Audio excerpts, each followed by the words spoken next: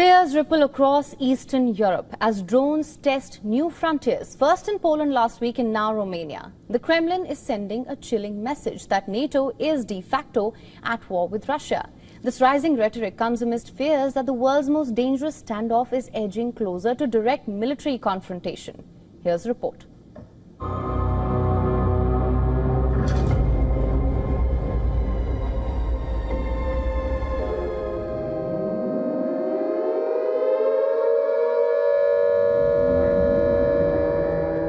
Radar lights up over Romanian airspace.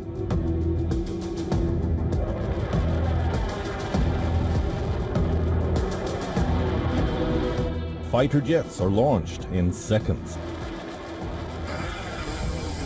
Romania says a Russian drone breach triggered the scramble. Polish authorities had warned earlier of similar incursions. Tension spikes from Warsaw to Bucharest. Moscow has once again asserted that it has nothing to do with the drone incursions.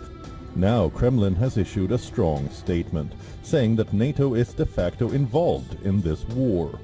Former Russian President Dmitry Medvedev warns that NATO countries shooting down Russian drones over Ukraine would be treated as a direct act of war.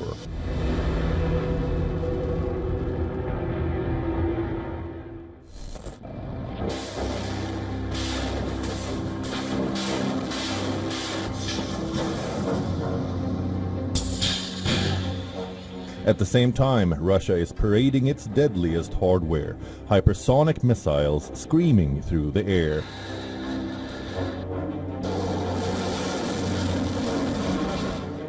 Russia continues its Zapad 2025 exercises with Belarus.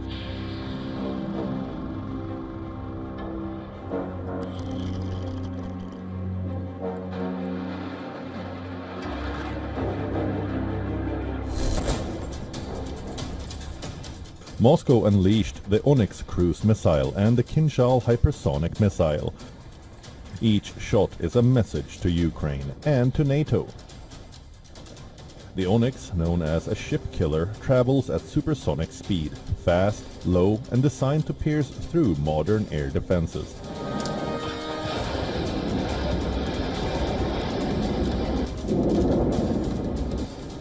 The Kinzal is even more menacing. Fired from MiG-31 jets, it strikes at more than 10 times the speed of sound.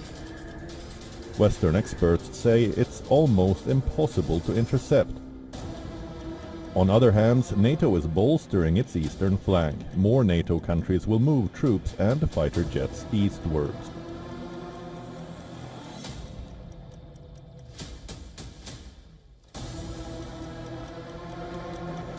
France has sent 3 Rafale fighter jets, and Germany has pledged 4 Eurofighters.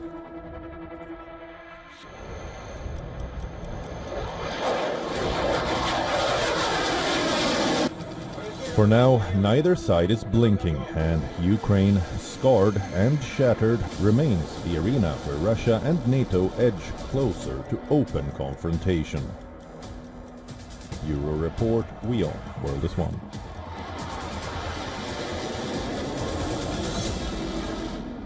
And one lasting and horrifying image from the Gen Z protests in Kathmandu last week. The disturbing visuals that emerged of Nepal's former Prime Minister Sher Bahadur Deuba and his wife Dr. Arzu Rana Deuba, the former Minister of Foreign Affairs, assaulted inside their home during violent demonstrations on the 9th of September. It was targeted violence against the political class.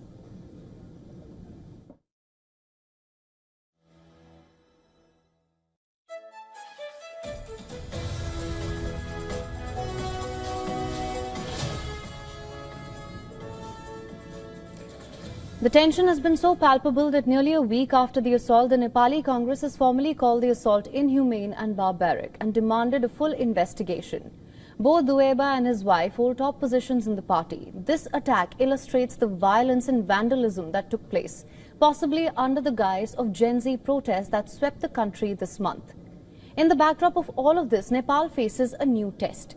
Interim Prime Minister Sushila Karki has taken charge officially. The big question that looms: can she deliver peace, stability and honesty in a nation torn apart by corruption scandals, violent protests and public anger?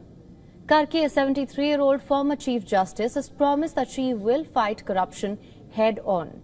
She has already announced that parliamentary elections will be held next March, setting a clear deadline for change. She insists she is not clinging to power, vowing instead to step aside after 6 months and hand over control to an elected government, something that many leaders have said in the past but have failed to do so. Just take Bangladesh as an example. Despite the forced exile of former Prime Minister Sheikh Hasina in August last year, an interim government continues to remain in charge in Dhaka.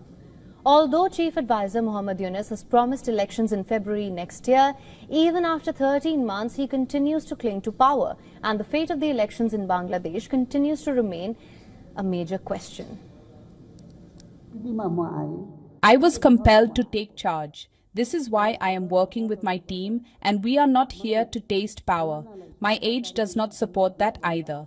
We were asked to join and take charge. We are here to serve the country, and we will only stay here for 6 months, not more than that. After completing all the tasks and responsibilities, we will be free and we will hand it over to the new ministers and the parliament. All right.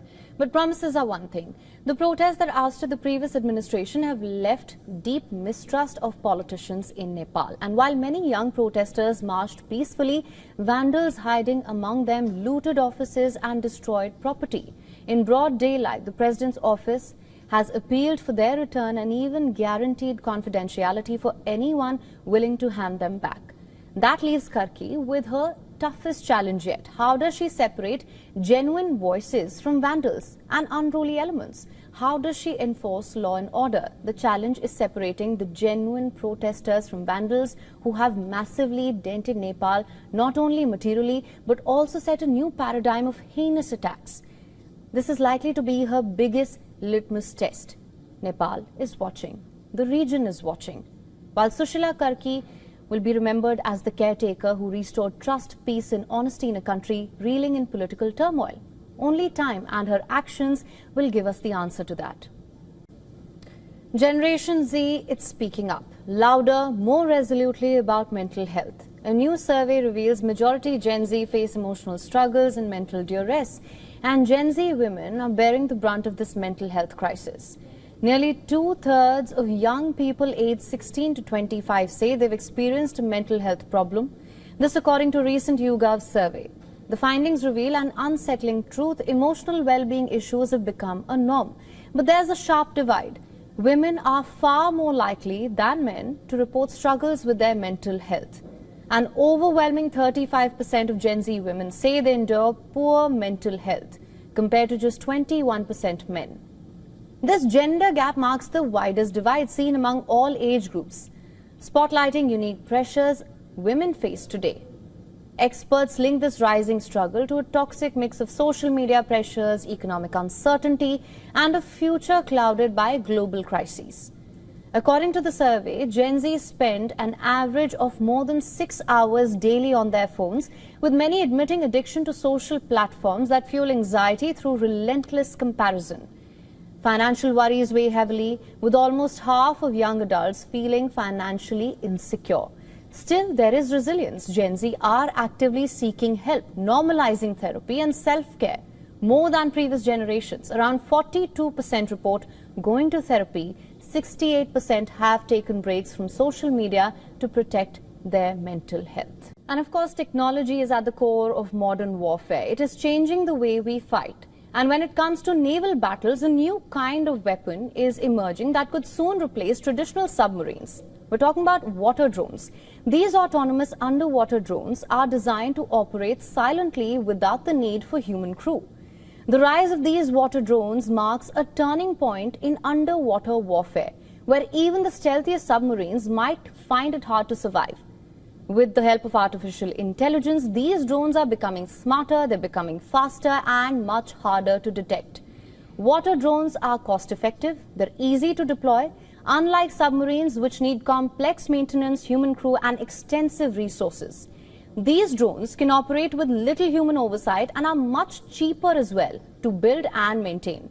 They are silent and can easily slip past enemy detection systems, making them perfect for reconnaissance, surveillance and even covert attacks. They can also operate in swarms, meaning that a group of drones can work together to complete one mission. Imagine multiple drones working as one team, coordinating with each other, covering more ground and also becoming harder to track. Now that we know why water drones are so powerful, let's also take a look at the countries in race to develop them. The US Navy is reportedly developing the Orca extra large undersea drones. China is also building its own underwater swarms, and Russia is investing in nuclear-powered undersea drones. They're all investing heavily in autonomous and semi-autonomous underwater platforms. Australia is developing multi-purpose underwater drones to carry out intelligence, surveillance and strike operations. And India, it's building undersea drone swarms to counter China's maritime threat in the Indo-Pacific.